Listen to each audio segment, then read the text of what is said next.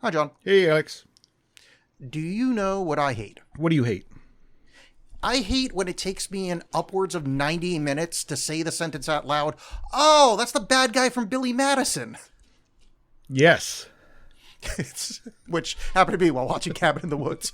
That is a common problem. We go quicker. We packed a ton of liquor. Ryan Tropicana will go totally bananas. Spring break vacation is just plain, plain. There's something in this musty air makes us want to sing. Cabin in the Woods, ooh. Cabin in the Woods, yeah. We're 5 college students on our way to an old abandoned cabin in the woods. Oh, yeah! Motherfucker, that guy's... I refused to look it up. Yeah. And I was just like, it wasn't 90 minutes, but it was a long run of the movie. We're like, nah, I know that fucking guy. Yeah. Like, but I was like, I'm like, he's like a bad guy. He's like a bureaucrat, maybe. I'm going like every permutation of that idiot's face, and I couldn't get it. I finally looked it up. I'm like, oh yeah. Yeah. And now now I can see it so fucking clearly. Yeah, I think a lot of people know him from West Wing, or, more recently, he was the one of the bad guys in Get Out. Oh yeah, no, I understand that his career is better than what I know him from, but I didn't see West Wing, and I haven't seen Get Out. So, actually, I haven't seen most of his stuff. I pretty much know him from Billy Madison. Yeah, that makes sense. Yeah, for me. Yeah, well, just in general, I think that's. I've seen Get Out. I haven't seen West Wing, but he's good in Billy Madison. Sorry. That's what you get. It's. I guess it shouldn't be that embarrassing. He made money. Yeah, it's fine. He had a career after Yeah. it, so whatever. It's not like it was Geely or something. Yeah. So before we start talking about the movie, quick little aside, because I was nervous, not nervous, but I was like, man, we're like gonna do one of these like sex pest guys, like a Kevin Spacey. Mm-hmm. It's another one of those. We got to be careful, yada yada. So I'm like, yeah, Joss Whedon, what a piece of shit. That occurred to me that I actually don't know what Joss Whedon was a piece of shit for. Yeah. I know I've heard it before, but I couldn't remember. So like, you know what I'm going to do? I'm actually going to show prep for once. And I'm going to look up what Joss Whedon did. What did Joss Whedon do? Here's the thing. Mm-hmm. He's a shithead. Mm-hmm. Let's start that off. He is a shithead. But boy, is his reputation a lot worse than what he actually did. Because I read this scathing article about him. And it's basically cheated on his wife, was a complete prick on set, and that's it. Mm. Now, those aren't good. Not saying he's a good guy, but the fact he's spoken, like in my head, he's in the same box as Kevin Spacey and Harvey Weinstein. Oh, I kind of feel a little bad, like not really bad for him. I feel 10% bad for him when I was expecting to read all these horror stories. And he said some shitty things, like when Charisma Carpenter got pregnant on Angel, he's like, are you going to keep it? Not a good thing. Like, that's not something you should say to a woman. But that's not like raping men and then murdering them so you don't go to jail. Like, these are very different things. Right. And I had him in like this uber Roman Polanski Weinstein thing, and he's more just like, he's just a really big asshole, which 10% sorry? Yeah, I think there's abuse allegations that are beyond just like sexual abuse allegations. But like I do think like when he's saying stuff about he was powerless to resist the urges to pursue younger women working for him on Buffy, and then he'd be concerned he'd always regret it if he didn't have sex with them.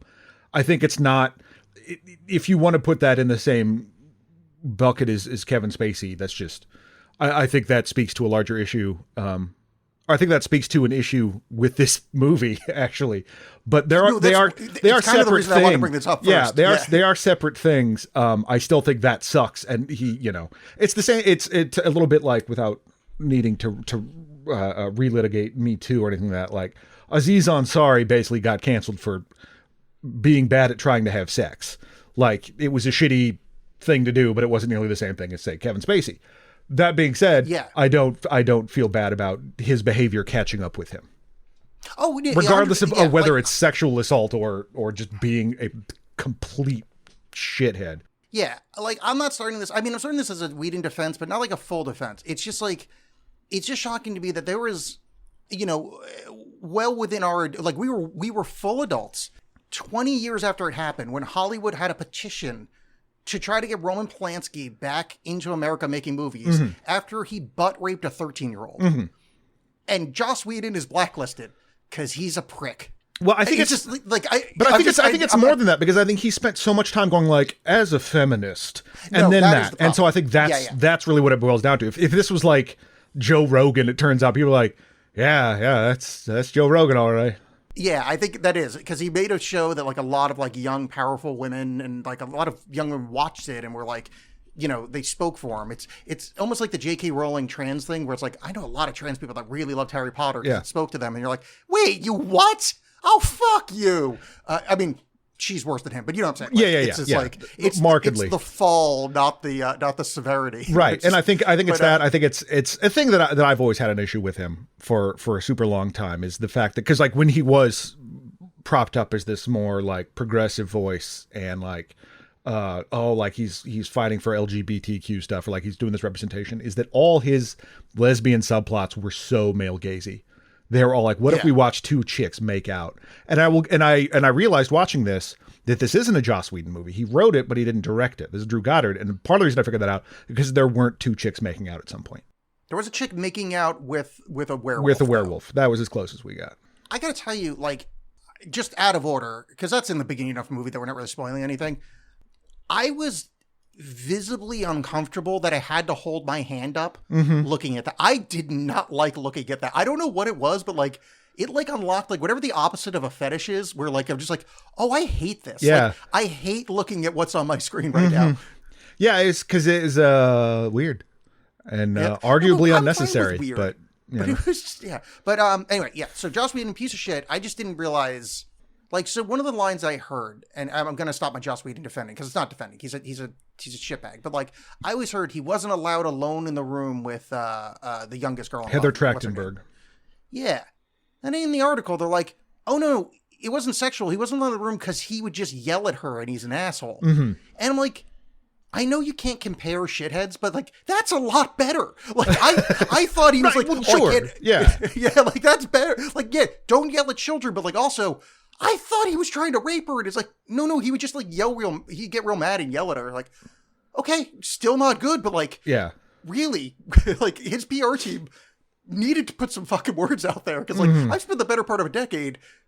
I mean, I'm still not going to forgive him, and I'm not going to support him in any way, you know, financially, other than I guess he may have gotten 7 cents from us for watching this movie. Well, I think I pirated it, so he got no cents from me.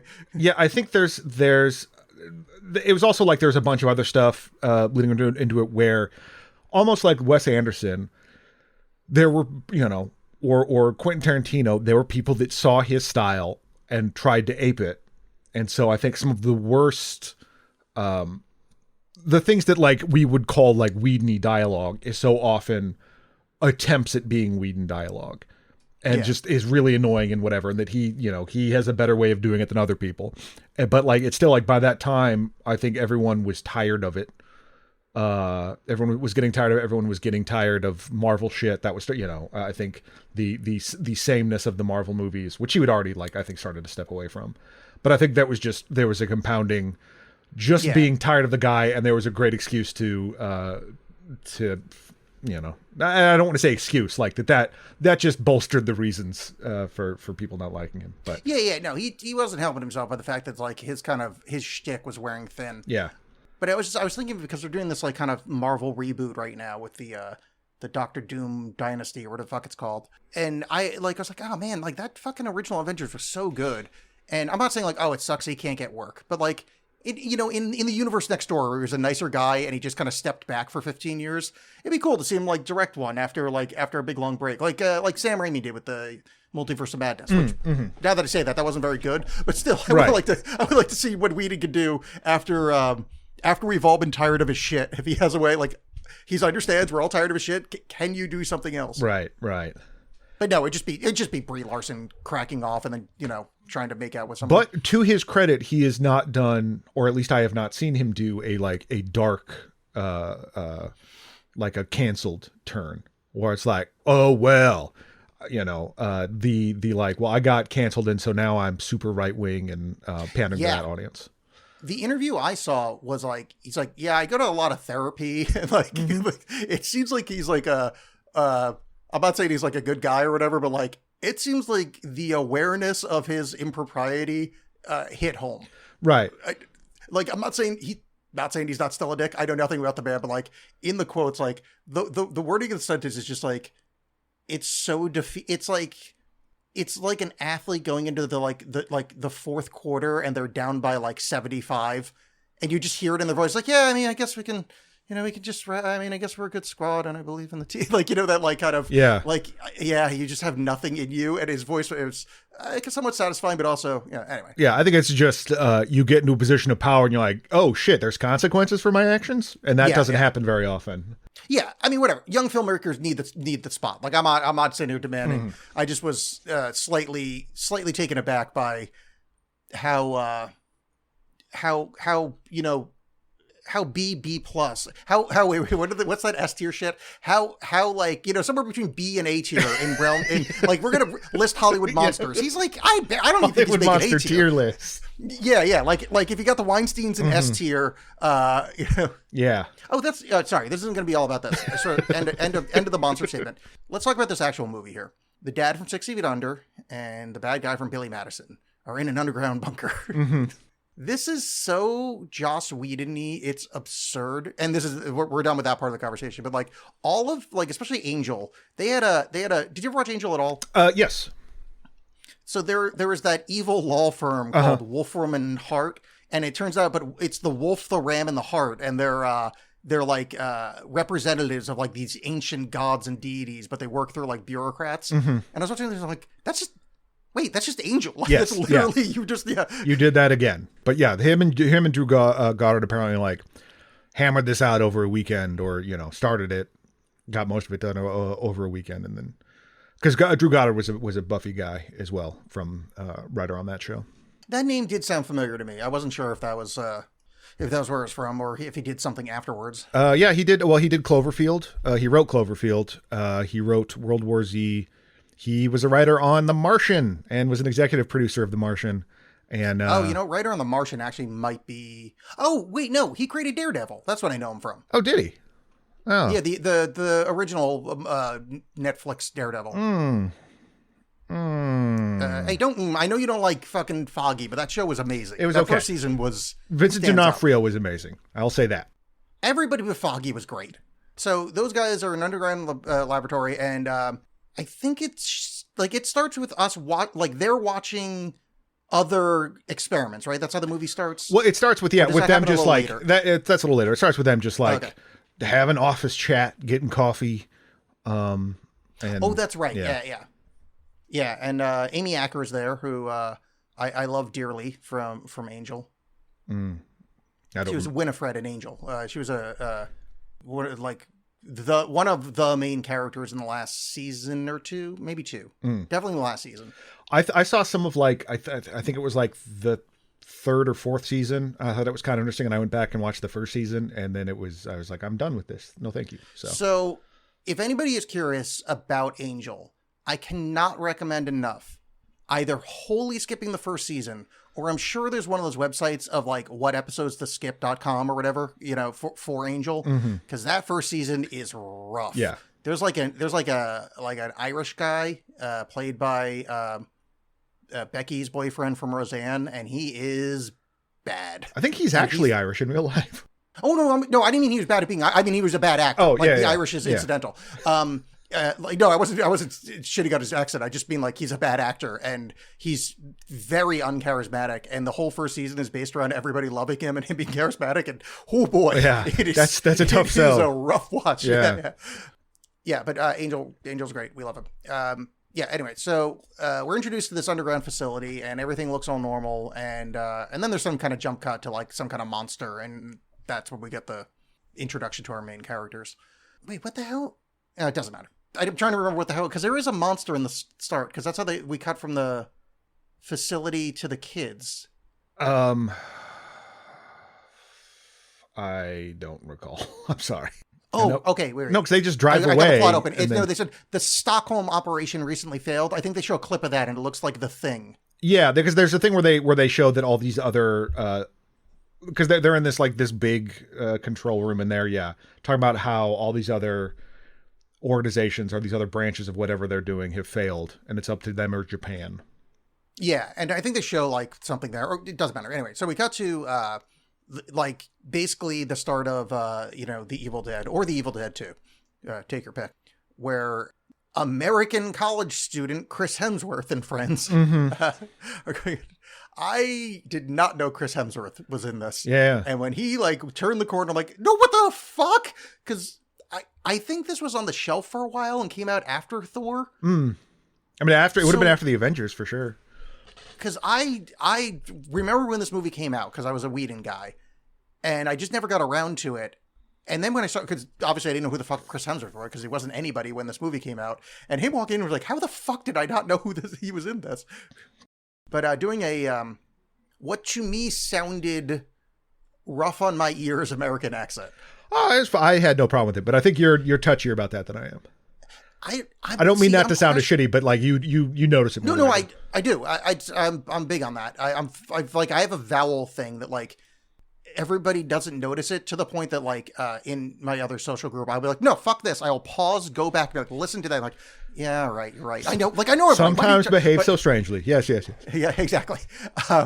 I didn't even know if it's his accent. In this case, it might be. I'm so used to him as Thor. That like him speaking like a regular ass person is fucking me up. Yeah.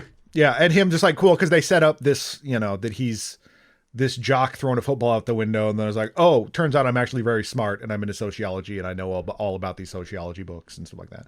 Where usually it's like, you think of Thor or whatever, that he's kind of more of a meathead kind of guy. And that's this whole movie is making fun of or, turning tropes of horror on its head. So obviously the meathead football guy, well, actually he's really smart. The dorky guy is actually shredded. Like there's the whole, everything about it. Like when they get to the cabin, like why they're acting stupidly is explained. Like the whole thing is like this kind of meta commentary on horror while trying to make a horror comedy, which I like all of it except for the word comedy.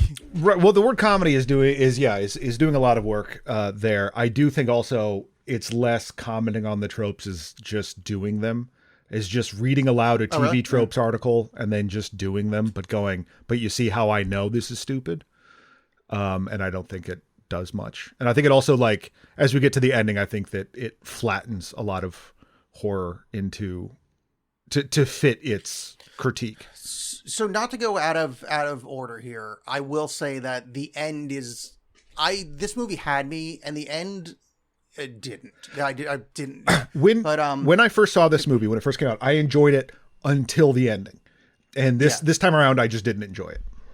I enjoyed it to the end. That last like whatever bit of an act. But the setup, I do feel like they're getting away with it more than you do of the making fun of horror tropes. So like the entire plot, I guess it's hard to talk about this in like any kind of like direct order, but like we learn over the course of the film that those people we meet in the beginning are setting up horror-like tropes to kill these kids in like some kind of ritual, which we'll discuss at the end. But like we learn that somewhat early, that this is the idea. And they get away with it by saying like, and the one that I liked is there's this sexy blonde girl who's all dancing and sexy. And like, oh yeah, we put like stupid drugs in her hair dye.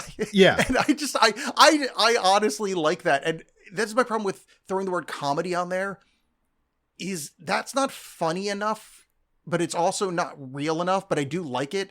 That's why I'm kind of shitting on the comedy part. Like, this movie either means 10% funnier or 10% less funny, like just drop the comedy. But I like that style. Like, oh, we're going to put pheromones in so they fuck, because that's what happens in horror movies. And, this ritual needs to be like in a horror movie trope style. Yeah, and I think part of my problem with that is like, overall, you are attacking horror movies that existed in the 80s. You know what I mean? Like, there's so much stuff going on in horror at that time. And at the time that this came out, there was a little bit of resurgence in slashers. You had Marvin Nispel's, both from Martin Nispel, actually. The Texas Chainsaw Massacre reboot. That was a little bit earlier. And then those series of films. And then the Friday the 13th reboot in 2009. And those brought back some of these same tropes that, like, specifically, there is a scene in the 2009 Friday the 13th where there is like a hot lady dancing in front of a bunch of stoners in front of a fireplace. So that was like, okay, that's kind of funny. But ultimately, I think there's a certain amount of like, man, you took down the Mutilator from 1986, or whatever that year that came down. So that's part of my issue, but and the flattening we can get to later. That being said, there is clearly reasons for that. But I think some of that stuff, like the made her dumb, or put stuff in her hair dye to make her dumb. Some of that stuff was kind of funny. Like I did kind of enjoy how the organization, it never really has a name, but that how they set that stuff up. That's kind of an interesting concept. And I think the Richard Jenkins, Bradley Whitford bits, the office banter was funny and good. Yeah. I enjoyed that. And I think there was something to say there about like the casualness in which these people are inflicting violence on people. There was something there that they just didn't really explore. But a lot of it, was just not funny. Oh, but you know what's funny though is weed. Weed is funny. So the reason I brought up the comedy thing, not the reason, but one of the reasons is I couldn't put my finger on the comedy, why it was bad. Or it's more because I'm fine with the comedic tone. You don't have to have like laugh out loud jokes. Mm-hmm. But the fact that you just brought up that he also wrote on The Martian, which won Best Comedy that year, and I went, oh, that's exactly what this is. Yeah. That kind of like, I'm jovial, I guess. Yeah, it's just quips. It's just quips. But I guess it is kind of quippy, but it's not. I actually thought it wasn't as quippy. I thought you were going to like this more because it didn't feel as weed-y. Like there's not nearly as much quip. It's not like comparatively. It is not that level of quip. But it's still, that's mostly the humor in it is just shitty one-liners. Which whatever, that's fine. It's just my enjoyment of that has waned over the years. Yeah. So all these kids go into the woods as one would expect, it being Evil Dead style. And they wander into the basement of this cabin that is creepy and weird. And they find a weird old book where she's reading the diary of Patience Buckner. And Patience Buckner is describing how she's being abused by her family. She had her arm chopped off. She said all sorts of bad things are happening. She had to listen to Joss Whedon yell at Amy Acker. So I say Amy Acker, even though she's like the one person that's like, no, Joss is great. He never said anything to me. So anyway, yelled at Charisma Carpenter. There you go. And she's reading from the book, and she decides to read a Latin incantation from a creepy book in a basement. Yeah. Now, this is where the movie gets me, because I went, how fucking stupid you have to be. I'm like, oh yeah, because like this movie's doing that. Like this movie is just going, yeah, they do all the dumb things, and then they'll cut to the guys in the thing and be like, oh yeah, we're pumping pheromones, so we're gonna can we turn it down like 20% stupid? I'm like, oh, I kind of like this. Yeah. Like, that's fun because like they're answering me. Like I'm going, oh, you fucking idiot, and they're like, cut to, oh yeah, we did that bit. Yeah. I do like the bit that they had a bunch of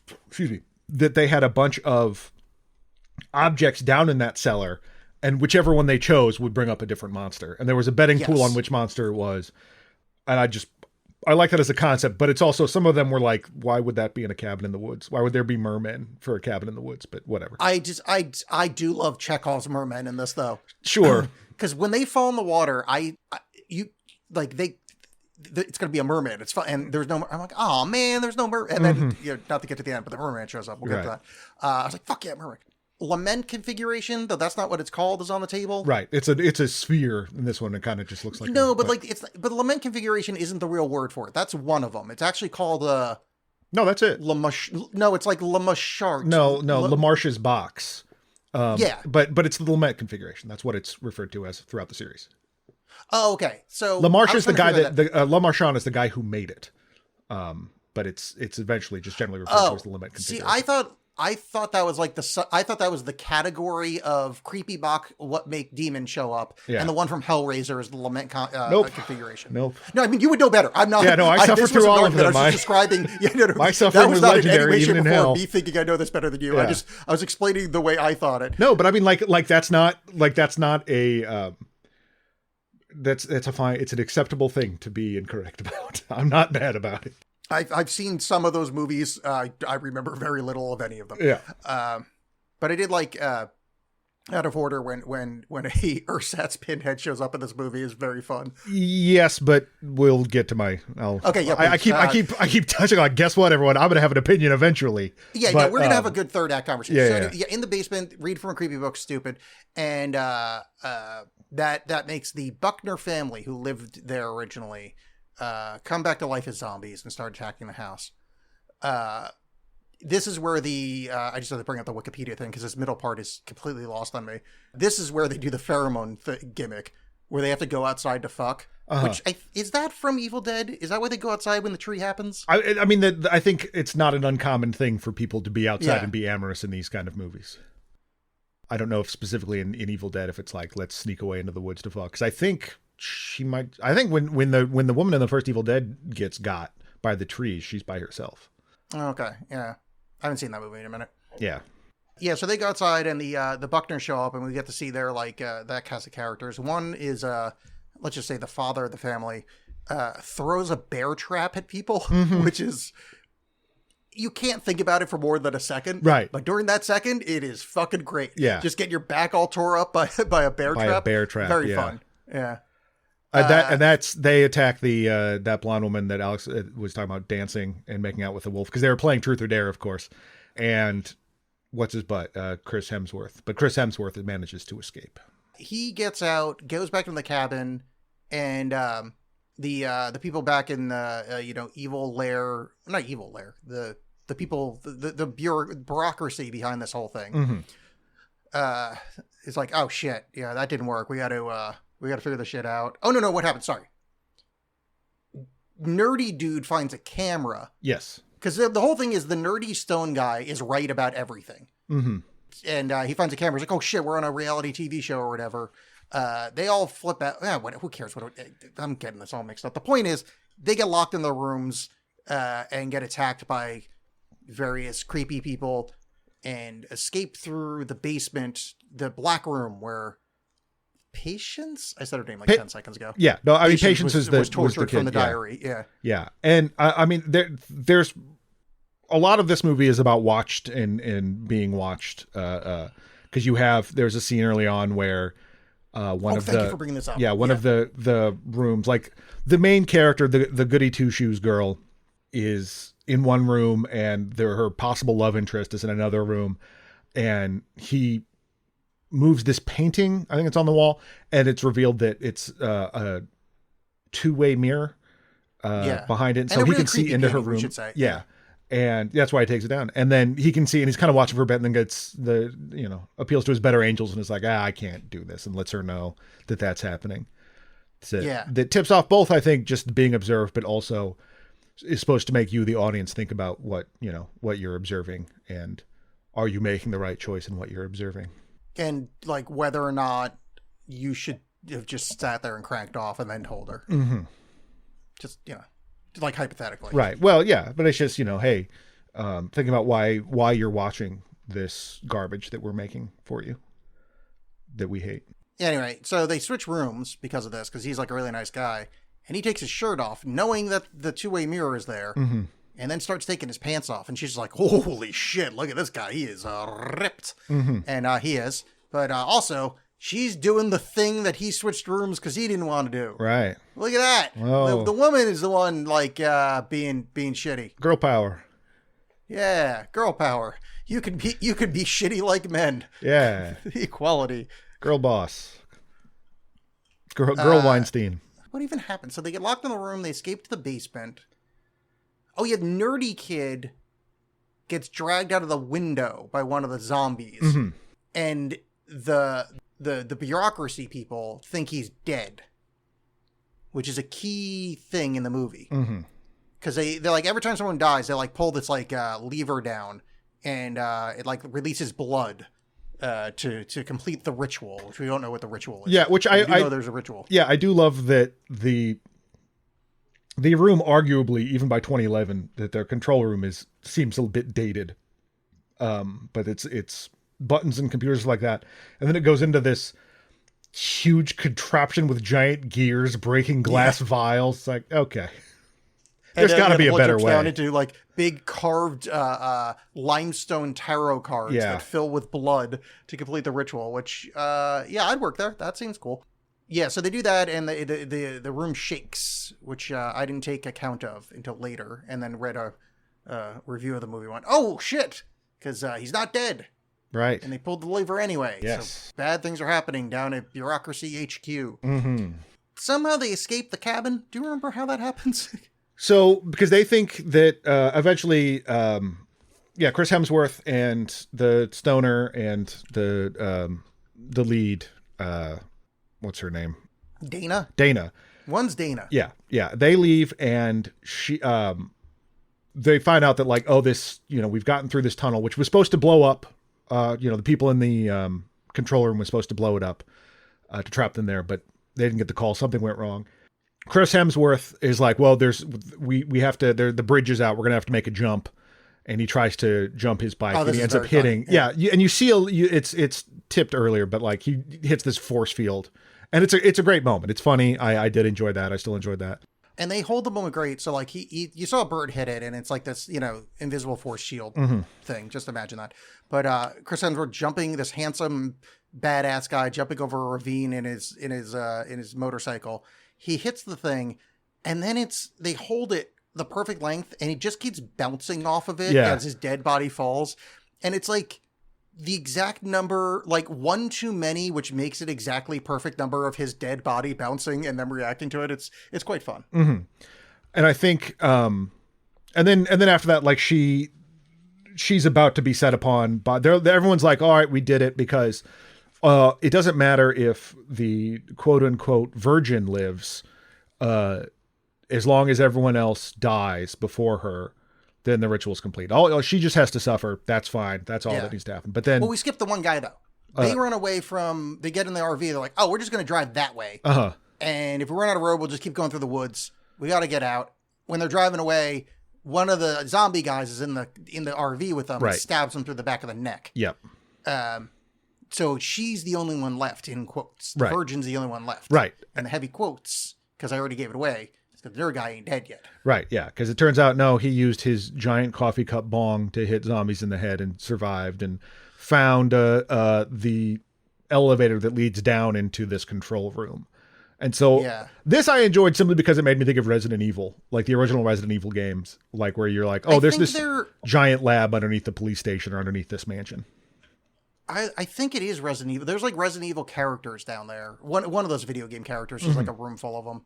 I was looking at like trivia to see if there's anything remotely interesting about this movie. Yeah, but and then they go down there and they find a bunch of like other monsters, and they figure out, oh gosh, these other monsters were what we were possibly supposed to summon in this. There was the conch that this one guy almost blew, or there was she sees the pinhead type guy who's got all these saw blades in his head. He's holding the lament sphere or whatever. And then we eventually find out that, they get accosted by the people down there, because Japan has failed in their thing. You see footage of their ritual, which is a bunch of schoolgirls at a doing a ritual, and there's a one of those kind of the ring kind of ghosts floating around. Yeah, they're like their thing is trying to do Ringu. And they're able to defeat it at the end. And the bit of Richard Jenkins yelling "fuck you" at a bunch of happy Japanese school children was funny. After they've completed their ritual, or they've banished the monster, they survived, and he's all pissed. But so they need to act. No, go ahead. I was just gonna say, this is kind of like the reveal. We basically said it. Is that there are the old ones that are in the basement, and that they have to have a ritual every year or whatever it is, and to appease them, or they're going to come back and kill the Earth. And the old ones, are I think the idea is that they create monsters because they kind of like torturing humans in a movie way. Like it's almost like they're producers, right? Well, it's more it's more that they're the audience, that these people, because Bradley Whitford has a kind of a comment about this, like a little bit earlier, when they think they've won, and like during the party scene. But it's like the idea is that, and they make sure to specify that, each region has a different old one that this, but some, you know, the different ritual that they do, but this still satisfies all the old ones somehow. Even so, basically they're like, but for this one, what needs to happen is the American ritual. You got to kill these 5 archetypes: the whore, the athlete, the scholar, the fool, and the virgin. Which is dumb because it's like, oh, well, no, this is the American one because which of those little school children was the whore, Joss Whedon? Third one from the left. Right. Yeah. But it's just like, no, that's different over there, even though apparently it's the same audience. Okay, sure. Why not? But it's, I think it's, it's trying to say, yeah, but we need to deliver this blood and gore because you sickos love to come see it. And it doesn't matter what we, you keep watching this crap that we keep turning out. And which I don't really enjoy because it is, again, like, hey, you idiots, look at the slop we made for you. Aren't you dumb for liking this? But that's one read of it. But even if you were like, well, it's the producers or whatever, you could argue that because it is ultimately, if you're trapped by the studio system, or a lot of the cases, these early filmmakers, the early slashers like Sean Cunningham, who made Friday the 13th, made it because the people behind it, you were selling to these little exploitation theaters and they're like, this gets butts and seats, make it gory, make it stupid, make it whatever, because we just want to sell this out. We don't care if it's any good. We just want to be able to have a poster that says, bloody screams, come see it. So you can make that argument as well for it, but it's essentially that, that these, we get all this information dumped through Sigourney Weaver, who shows up as the director of it, which, okay, fine. I like Sigourney Weaver, but it just like for stunt casting, it would have been more fun to have like a actual like scream queen or something, not the star of Alien. Because although Alien's a horror movie, it's not really in that. It's different. You know what I mean? I had that thought. My other thought was not necessarily like another scream queen, but my thought was when they said the director, and I guess maybe it would just be too silly. Of it's you get Steven Spielberg or like John Carpenter or something like someone who has something to do with horror or something. But and that isn't to say that obviously again Alien, huge sci-fi horror movie. But it just seems for the kind of horror they seem to be trying to lampoon, it doesn't really fit to have Sigourney Weaver there. But still, I like to see Sigourney Weaver.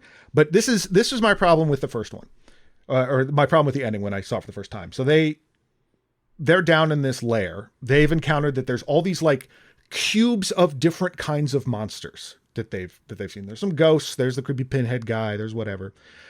When they're trying to escape, or it's like, aha. Well, I know what to do. There's this big button that says purge. And when you press it, it dumps all the monsters into the facility. Why would you have that button? Yeah. That doesn't make any sense. Like, no, what we should do is, and it opens up into where we are. Why would that ever be as like an emergency thing? We're going to open up all the cages into my house. Why would you do that? I mean, it's a really good point. Yeah, I know. Retort to that. It's a good point. The second they get into the facility, the movie's over for me. I don't really care for the end. But yeah, I didn't think about that. That is very stupid. I was more focused on that's what I was thinking, that like the old ones are the producers. Cause like, how the fuck did you capture all these things? Right. Yeah. Like, not to get too like nitty gritty. It's just kind of like, this is, I don't know. I have a hard time imagining, tackling a mer person or like, smoke demons and putting them in a cage. Right. Yeah. It's not really clear where they come from exactly. I mean, I think like you said, they kind of mentioned that they were offshoots of the old ones or whatever. So all mayhem happens and there's a bunch of hilarious stuff. There's a unicorn that kills people. Ha ha ha ha ha. Bradley Whitford, and he ends up getting killed by the merman he so desperately wanted to see. But I enjoyed that a lot. But the merman eating him and then having the blood come out of the blowhole. Sorry. No, blood coming out of the blowhole, I'm for. But like this is against the part of the problem. So we have all these disparate monsters, all these different haunting ghosts or whatever. Who was the whore in Hellraiser? Who was the athlete in Hellraiser? Like these aren't true of every horror movie made in America. You know what I mean? You're specifically talking about the slasher genre, which by that point had a little bit of a resurgence with the sort of meta commentary of Scream, which does it better. Thank you. And like I said, these little bit of remakes with the Texas Chainsaw and that, but really the torture porn was still doing its thing. If you want to call it that, the Saw movies were, I think, starting to peter out by that point. But then you also, if it hadn't happened yet, we're on the cusp of Paranormal Activity and those kind of movies. Like, it's just making these broad statements about horror that don't apply to all different kinds of horror. And so that critique to me really falls flat. Because you're attacking this genre, the specific genre that existed, you know, at this point, the point of this movie, like 20 some years previous. Yeah. I know that's not fun, you know, a fun thing to point out, but it's I guess I didn't think about it that way, that like, I more took it as, no, you're right, because it would have to work that way. I was more thinking of it like, you just, the monsters are, you know, kind of tools to allow this ritual to happen. But like, yeah, that doesn't work unless all of those movies have all the archetypes in it. Because like, yeah, that's it. That's an intro. Okay, well, wait. No, we can do this.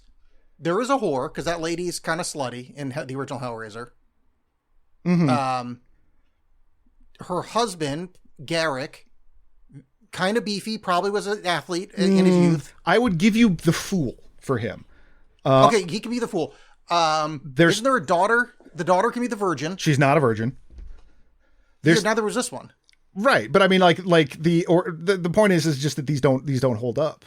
I mean, like that's also not true of this genre, of the Saw movies. You know, I'm not trying to defend them. Athlete, also kind of slutty. Maybe they could be 2 in 1.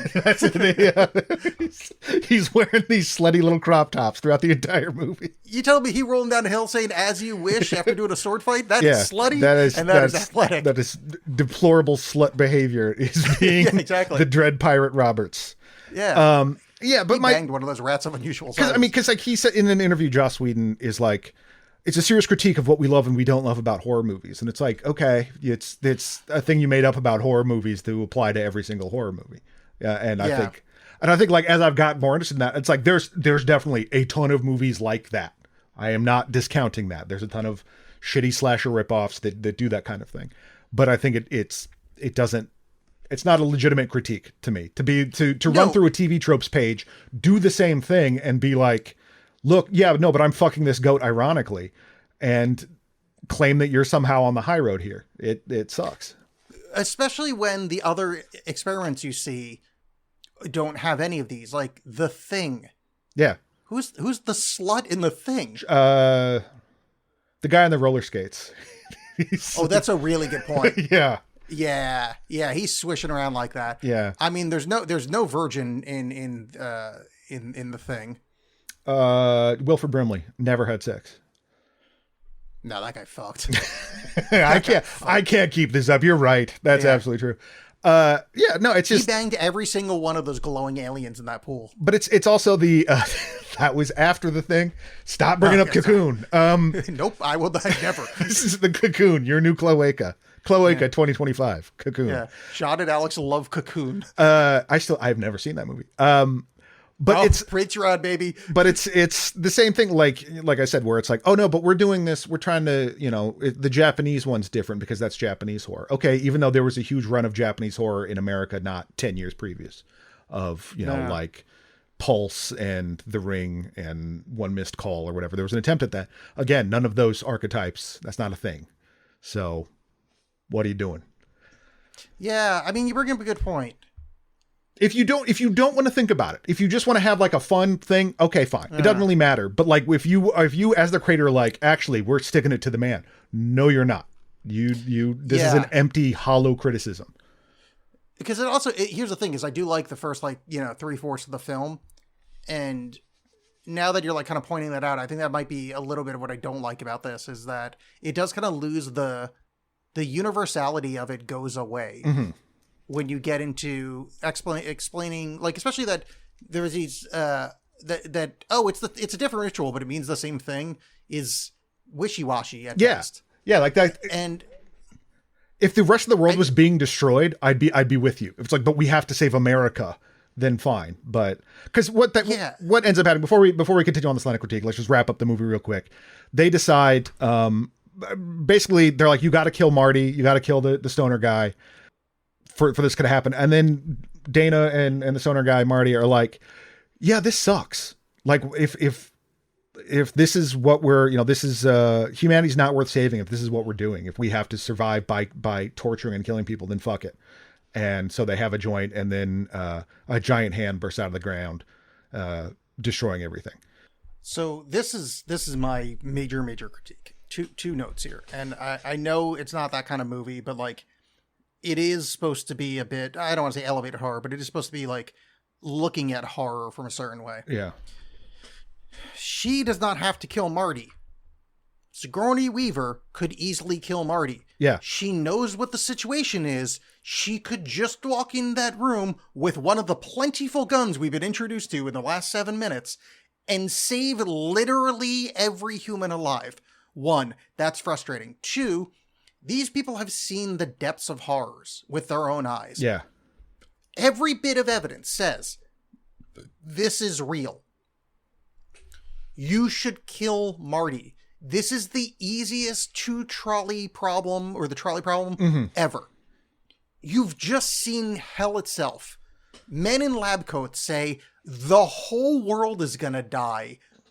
Sorry we did this to you, but 5 people is worth it to save 7 billion. Kill Marty. Mm-hmm. This is an easy one. Like, I am non-violent in real life, but this is the easiest thing in the world, especially for Sigourney Weaver. Just shoot him with a gun. Sigourney Weaver? Yeah, I would say it's a reference to something. Okay. It's I think it was Mr. Plinkett, like Sigourney Weaver. Oh, okay. It sticks in my head sometimes. Like, just there's guns. Kill him. 7 billion people are gonna die. And 1, we need better people running this organization. Sure. This level of complication is stupid.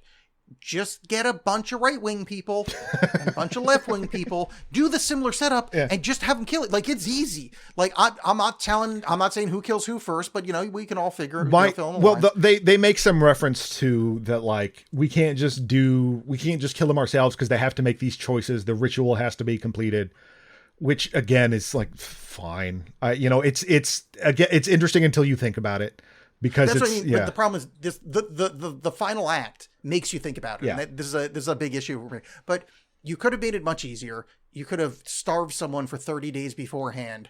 Like, there's so many ways to make this work, and I can't stress enough. They made it very clear that 7 billion people are going to die, or Marty. Right. This isn't this isn't a moral quandary here. This is the easiest bit of arithmetic. This isn't Thanos. This is literally kill the stoner and save everyone you've ever loved. Frankly, really annoying. Like, that's not a great loss. I'm sorry. I mean, don't kill people, but if you, again, 7 million people versus this guy, I'm sorry. 7 people versus him. But I didn't want to look up the dates and when this happened, but like I could not help but think in one of the Jay and Silent Bob movies, Mark Hamill fights Smoke Man and Blunt Man and Smokin'. And he's got like a bong lightsaber. Sure. Right? It's a Jay and Bob Strikes, Silent Bob Strike Back. I've not seen it, but I know what you're talking about. And it just made me think, like, this is literally the level of writing of a Kevin Smith movie on that part. I mean, and there's a certain amount of just like slamming Funko Pops together. Yeah. That's because I do like the first, like, 3/4 of the film. But when the end happens, it makes you go back. And now the dumb shit from the start is now actually dumb. Because him being like, I'm a stoner with a whoop, look at this. Yeah. That's fun in this movie. That's kind of like taking a lighthearted take on horror and like making fun of tropes. But then at the end of the movie, you're like, no, this is all planned ritual and all of this is part of the plan. So it's like, so you actually found a guy with an extendable coffee cup bomb. Like, that's what are you guys doing?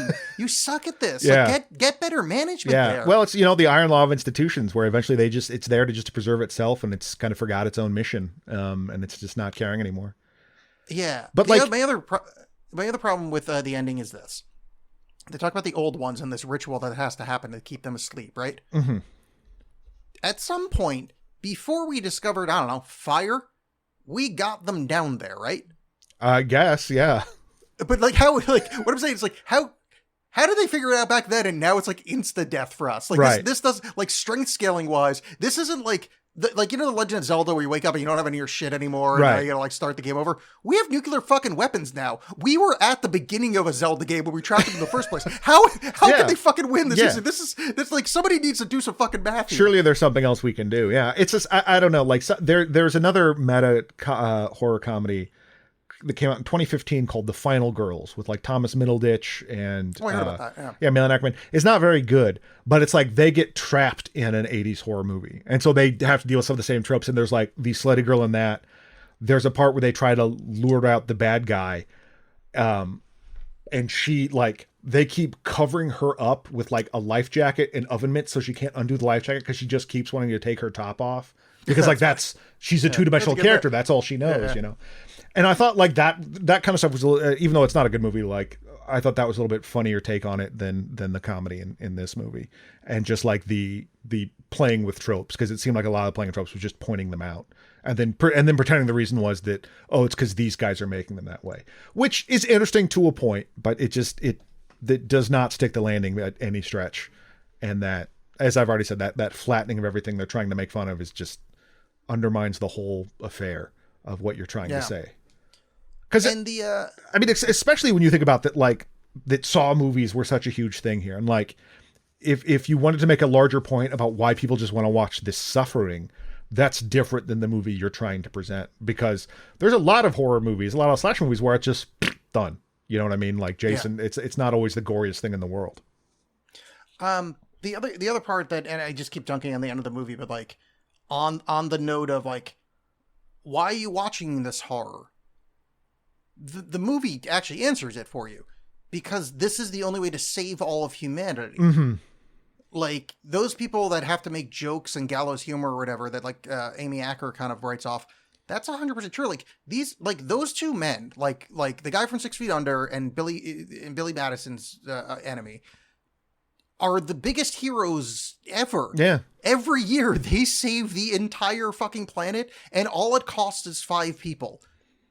Like any given day in any military operation on the planet, so worse than that. Like these men should be gods, right? And the fact that they set it up as like this, there's no moral quandary. 5 people have to die. That's not even a fucking question. But they don't even. They don't even like go. Is there another way?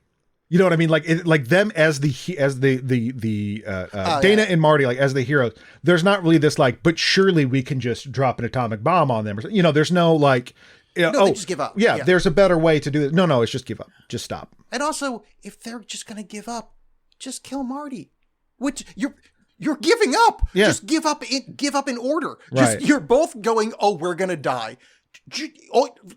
What I'm saying is just give yourself the opportunity to open your mind to the idea that Marty will either die 8 seconds before you, and that's essentially the same ending happens. You know, you've both died, or you save the fucking planet. Yeah. I feel like this is, I don't like the, it makes you go back and see the fun movie you watched it just kind of takes away from like, right. You see the magic takes trick. away from it heavily. Yeah. Yeah. And I think it could have been done so much better on a, like, even if it was like, either way, I want 10% more comedy or 10% less comedy. And that the fourth act or whatever just really kind of shines a light on the first 3. Yeah. I know that's not how the acts break down, but. Right. But it's that. It's just that I think that there's a fun movie here, and there's aspects of it that is fun, and like what they're trying to do in general is kind of fun, but I think because they fuck up the landing so hard that it does just throw the rest of the movie into relief that like, this is just dumb. I mean, if it's like their answer again, if you want to look at it as that the monsters are the old ones or the audience, where it's, you know, it wants to do The Simpsons, just don't look. That's the way to beat them, and clearly it's not, because that killed everything, you know. And it's it's just such a bizarre choice. Like, well, I'm not going to play by your rules. I'm going to die on my own terms. Thanks, everybody. Yeah, thank you. And then here comes a giant hand that somehow cave people took down, and we got no shot. What the fuck? Yeah, there's no whatever magic happened is gone now. And again, like I wouldn't care about, but you're making me think about that. You want to do this like clever think about it thing, and then you are screwing up by when I think about it. You know who did this much better, and because it's 20% funnier, is Tucker and Dale versus Evil. Sure. I probably said the name wrong. Is that the name of it? No, that's it. Yeah. Oh, okay. Yeah. Because it's doing a very similar trope, but like they made it funny enough that like the introspection is, you don't need to be introspective about it because it's just like a funny movie. Yeah. So it's not like at the end it's like, oh, this is some deep narrative about like, no, just kind of fucking around with horror movies. Right. Like we're making fun of them a little bit, but we're kind of making one, but it's funny. Mm-hmm. Well, yeah, it's just like that playing on the thing where it's, the rednecks, but all these teens just keep dying in front of them. Like that's a funny bit. I just saw a TikTok, or not TikTok, Instagram Reels or something, just sent me an interview. And I'm sorry if you told us on the episode because I have no memory. But one of the guys from there was in an interview, and he was saying on the DVD that there's a cut of the film where they cut all of the explanation out. So it's basically just them as the killers. Oh, like, that's funny. It's like it looks like they're going to kill. Like apparently there's I don't know if he said the DVD, but there was a cut out there of like they basically just cut around the explanation, and it's just them as serial killers. Like, oh, that's cool. I don't know if I want to spend my time on it, but I like that it exists. Yeah. I like that idea. Like I think it's one of the National Treasure movies, which are honestly pretty fun. Yeah, no, I like them. But that there's like I think on one of the DVD there's a thing where like here's what's the scene initially, and then here's what the editor did with it, and like it shows how the scene like got completely changed around, and like different people are talking to each other and all this stuff, and it makes the scene flow so much better. And I love stuff like that. Yeah. And it's like, oh man, I miss special features. Yeah. One of the many, many downsides of no longer having physical media. Yeah. But speaking of physical media, I recommend this movie. I liked it for the most part. Like I think the good parts of the movie do outweigh the kind of crummy ending. I'm not saying go out of your way, but if you're in the mood for this sort of thing, I do not regret watching this. Yeah, I don't like it. I think there's better meta horror out there. And it it's not necessarily trying to make the same point, but obviously Scream. I think the original Fright Night does that pretty well. But yeah, whatever. It's just not. No thanks. Yeah. So on that note, is there anything that you've watched recently that you would like to tell the audience about? In like a segment, I'd like to say that thing we do after the movie's over, and then this segment. That's what it's called. Mm-hmm. I actually watched a documentary, Goodbye Horses, The Many Lives of Q Lazarus. If you're familiar with that Goodbye Horses song. Wow. That Jonathan Demme used in like 2 different movies, like because it's featured heavily in Silence of the Lambs, the infamous scene there, but it's also in like Married to the Mob. Might be something wild as well. I'm not sure. Anyway, the singer of this woman, Diane Lucky, who went by Q Lazarus, disappeared in the 90s. That song appeared in those 2 movies. She was in Philadelphia as a singer in the movie Philadelphia, and then just disappeared. And the documentarian randomly ran into her driving a cab in New York and asked if like, hey, do you know Q Lazarus? And ended up like, that's who that is. And so it's about her. It's her telling the story about what happened in her life and kind of what follows. And it's a little messy, but I thought it was a really interesting story and really sad at the same time. So I highly recommend that. That's cool. Yeah, I'm into that. I like it a lot. Man, I have not been watching much.